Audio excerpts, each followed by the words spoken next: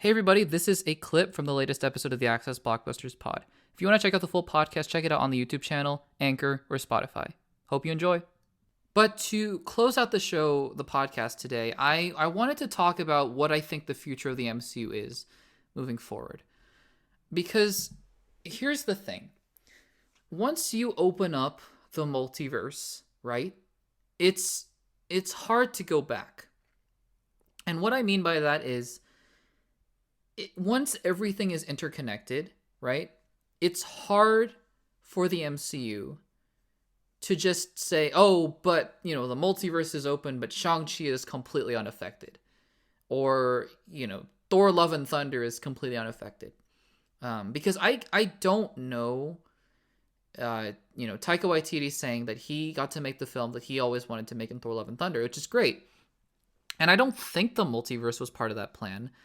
So I can't imagine Kevin Feige going up to him and saying, hey, but, your film has to have the multiverse in it, right? And he's, So it's a very interesting dilemma of having certain films deal with this multiversal ramification, clearly being Spider-Man No Way Home, Doctor Strange and the Multiverse of Madness, and Ant-Man and the Wasp Quantumania.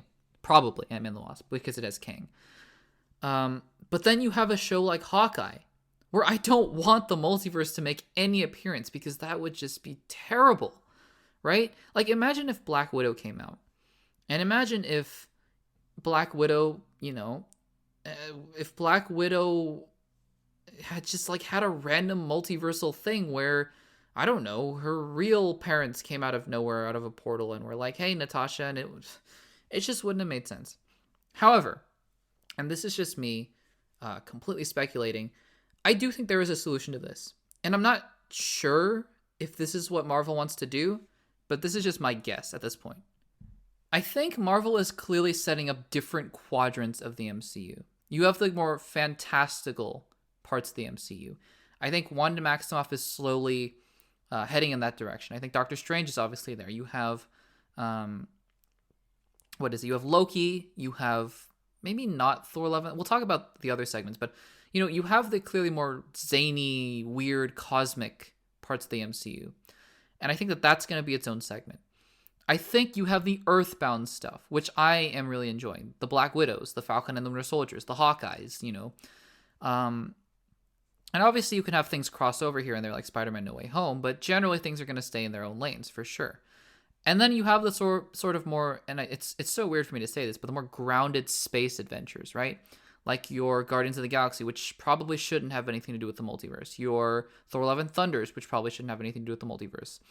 And I think that, Marvel is trying to now separate things into their own quadrants to give different segments of the fandom different things to enjoy. And I think that's a very smart thing to do. How are they going to achieve that? My guess would be that somehow at the end of Doctor Strange and the Multiverse of Madness, right? Which, by the way, was supposed to be out right after Loki, I think. So, it would have been a very natural tie-in for Tom Hiddleston's Loki to be in Doctor Strange too. But anyways, I think that somehow the multiverse will get split off. Like, there will be different universes dealing with different things, and somehow the Black Widows and the Sam Wilsons and the Yelena Belovas, the Hawkeyes will end up in one universe dealing with their own things. Spider-Man will end up in his own universe dealing with Venom things. Guardians of the Galaxy will end up in their own universe dealing with different things. And I think that at the end of the day, what would make a lot of sense then is for Kang obviously to start creeping back in, and also for then the Avengers level film to be all of the universes colliding at some point, right? I think that makes the most sense. Where they go after the multiverse, I have no idea. Like, after the multiverse, I honestly think it might be time for a reboot. I'm not sure about that, but honestly, after the whole multiverse saga, phases 4, 5, 6, however long they want to do it, I think it might be time for the MCU to reboot, and I would be totally happy with that. I would.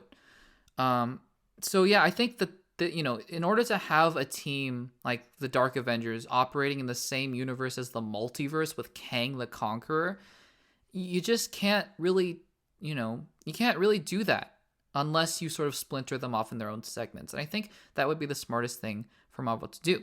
Unlike Thanos, right? You can have the Avengers on Earth, but Thanos was all the way on the other side of the galaxy, and then you had crossover heroes like Thor, where he met both, or like the Guardians of the Galaxy. But with the multiverse, you can't just say, oh, but the people on Earth aren't really noticing. It's not a big deal. It just doesn't make sense. And so it's part of the problem of Marvel getting bigger and bigger is that they have to account for these things as well, and I'm sure they will be able to. And I just hope at the end of the day that they can keep in mind that, I mean, their job is to tell stories, not to set up next films and be part of a universe. It's to tell good stories. And I think that as long as we can remember that, because I don't think Loki did a good job of that, then I think the MCU will be just fine. I think they will be absolutely fine.